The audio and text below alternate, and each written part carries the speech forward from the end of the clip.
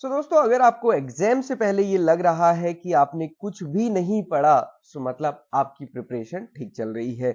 ये जो डाउट है, ये जो क्वेश्चन है, ये हर स्टूडेंट के सामने अराइज होता है, चाहे आपने कितना भी पढ़ लिया हो। जो हम कहते हैं ना, फीलिंग ऑफ फुलनेस, वो कभी नहीं आती है, और खासकर एग्जाम से पहले तो बिल्कुल भी नहीं कि मैंने सारा कुछ पढ़ लिया है। अभी लास्ट टाइम पे आपको डेफिनेटली ये लगेगा, यार बुक में मैंने ये भी नहीं पढ़ा, ये भी नहीं पढ़ा, ये टॉपिक भी कवर नहीं किया, ये भी टॉपिक भी कवर नहीं किया, और मैं सब कुछ कर लेता हूँ। बट मैं आपको यहाँ पे बोलूंगा, इस भ्रम में रहने की जरूरत नहीं है। आपने जो चीज भी पढ़ी है उस पर आपको कॉन्फिडेंस रहना है।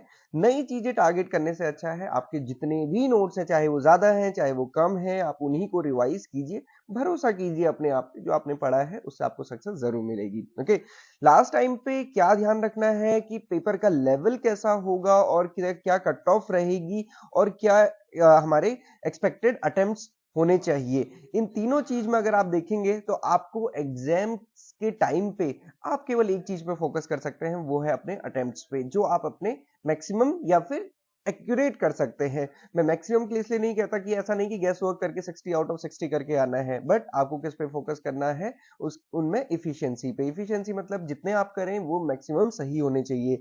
गैस वर्क ना करें, गैस वर्क तभी करें जब आपको लगता है कि दो में डाउट है ना। और एग्जाम का लेवल एग्जाम के टाइम पे नहीं पता चलेगा। कोई क्वेश्चन आपके लिए इजी हो सकता है, दूसरे के लिए बहुत डिफिकल्ट हो सकता है। सिमिलरली कट ऑफ, तो आपने प्रीलिम्स का हाल देख ही लिया है, तो उस पे भी बहुत कुछ कहा नहीं जा सकता। और लास्ट 2 ईयर में अगर सिमिलर भी कट ऑफ रही है तो थर्ड ईयर में वो सिमिलर रहेगी, उसकी कोई गारंटी नहीं है। तो जो इस बार लास्ट ईयर की कट ऑफ है उसको टारगेट मत बनाइएगा। आइए थोड़ा सा देख लेते हैं। अभी अगर आप 2020 एंड 21 का पेपर देखेंगे तो वहां पे एग्रोनॉमी, सॉइल साइंस और पेपर रिलेटिवली इजी था। करंट से भी जो क्वेश्चन आए थे वो रिलेटिवली इजी आए थे। बट 2021 एंड 22 में देखेंगे और साथ ही साथ 22 एंड 23 में देखेंगे तो ये क्वेश्चंस रिलेटिवली डिफिकल्ट थे। अब जब ये डिफिकल्ट थे तो डेफिनेटली कट ऑफ कम गई थी। और अगर यहाँ पे कट ऑफ देखेंगे तो इसमें अराउंड 41 कट ऑफ थी, और यहाँ पे दोनों ईयर में 27 ये कट ऑफ गई थी। तो आप देख सकते हैं कि ये सारा किस पे डिपेंड करता है, पेपर के लेवल पे। सिमिलरली प्रीलिम्स में हमने देखा लास्ट 2 ईयर कट ऑफ कम गई थी, बट इस बार कट ऑफ 36 गई, जो कि इससे पहले भी 36 गई थी। इससे ऐसा कोई कोरिलेशन नहीं होता कि लास्ट ईयर कट ऑफ का इस कट ऑफ में क्या रिलेशन होगा। तो ये सब डिपेंड करता है एग्जाम के लेवल पे। और मैं आपको फिर बता रहा हूं कि एग्जाम का लेवल एग्जाम के देते हुए भी आप बहुत डिसाइड नहीं कर पाएंगे। आप ये ध्यान रखिए कि अगर आपको क्वेश्चन आ रहा है तो आप ये समझिए कि पेपर इजी है, अगर आपको क्वेश्चन नहीं आ रहा है तो आप समझिए कि पेपर डिफिकल्ट है।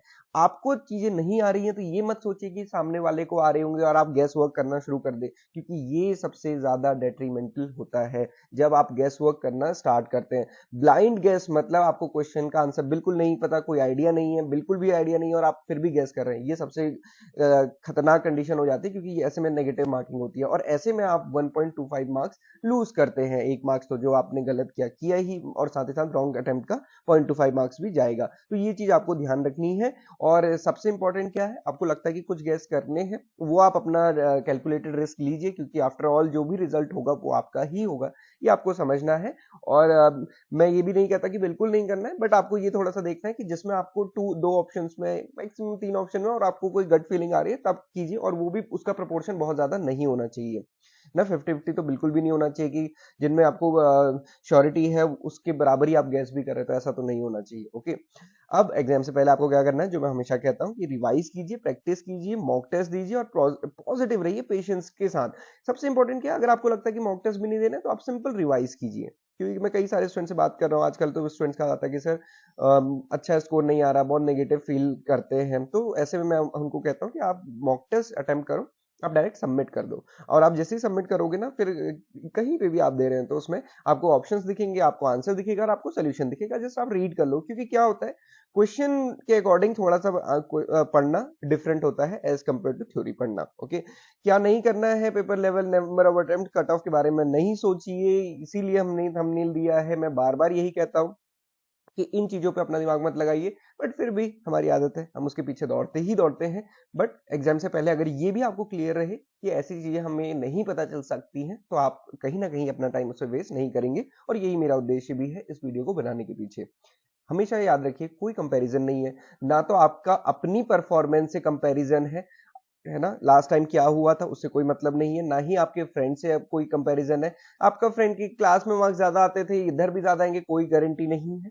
किसी भी चीज का कोई कंपैरिजन आप नहीं कर सकते। कोई अजम्पशन मत बनाइए कि प्रीलिम्स में ऐसा हुआ तो ऐसा होगा, प्रीलिम्स में उसके मार्क्स ज्यादा आए तो उसके ज्यादा आएंगे, ऐसा कुछ अगेन कोई रिलेशन नहीं है।